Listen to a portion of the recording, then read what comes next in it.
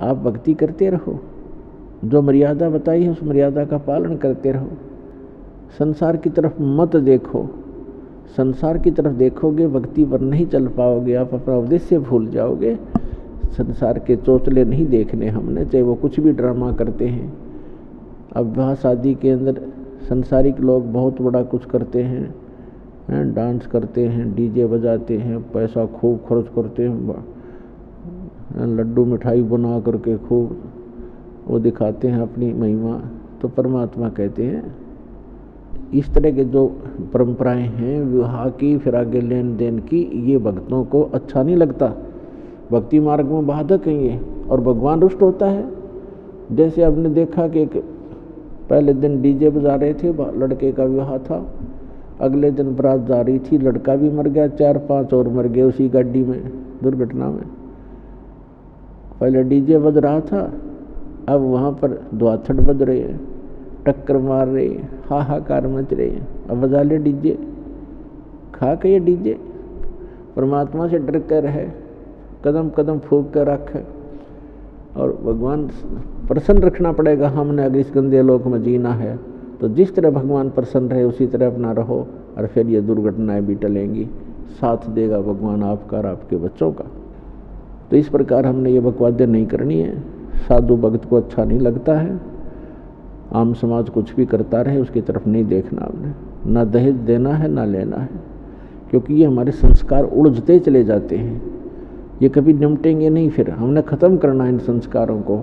और जो हम अपने बच्चे को धन दे दिया, राम नाम का भक्ति दे दी, इससे बड़ा कोई धन नहीं है, उसका सदा साथ देगा भगवान। जहाँ दुख होगा खड़ा पाओगा परमात्मा, और कोई भी हानि होगी उसको बचाएगा भगवान। तो माता पिता नहीं बचा सकते, कितना धन दे सकते हैं अपने बच्चों को हम, कितने दिन तक उसका पालन कर सकते, नहीं हो सकता। तो भगवान पर विश्वास करना सिखाए बालक को, और पूरी दृढ़ता लाए, भक्ति दे उसको, तो वो सुखी रहेगा, उसके संस्कार भी समाप्त हो जाएंगे सदा के लिए। अब चलेंगे वहाँ पीछा छुटवाएंगे, सदा सुखी रहा करेंगे, वहाँ कोई काम नहीं। जैसे आप यहाँ आते हो, यहाँ क्या काम है आपको? नहाओ धो, रोटी खाओ, भोजन करो, बड़ा बड़ा भोजन मिलता है। तो ऐसे सतलोक के अंदर है, यहाँ तो गंदा लोक है, यहाँ तो और भी समस्या शरीर में, कोई बीपी हाई कर दे लो, कोई बुखार हो गया, खांसी होगी, सिर में दर्द हो रहा है, या कोई टेंशन होगी, वहाँ तो ये भी नहीं है। और फिर वहाँ रहा करोगे ना, वृक्षों के नीचे बैठे ठाठ से ग्रुप के ग्रुप बैठ के बतलाया करोगे, भगवान की चर्चा कराया करोगे, वहाँ कोई काम में कोई नहीं। और भोजन की इच्छा हो तो भी जाओ भंडारे में खाओ, बड़े भंडारे भगवान के सामूहिक लगे रहते हैं। वहाँ पर कई स्थान ऐसे हैं जब पिकनिक मनाने जाते हैं, वो भंडारे सामूहिक चलते मिलते हैं, कोई अभाव नहीं किसी प्रकार का। घर पर आओगे, अपने घर हैं तुम्हारे, वहाँ पर छोड़ के आए हुए हो, वहाँ आपके सब पकवानों से भरे हुए भंडारे हैं। तो पुण्यात्माओं, इस गंदे लोग से निकलन की सोचो तुम।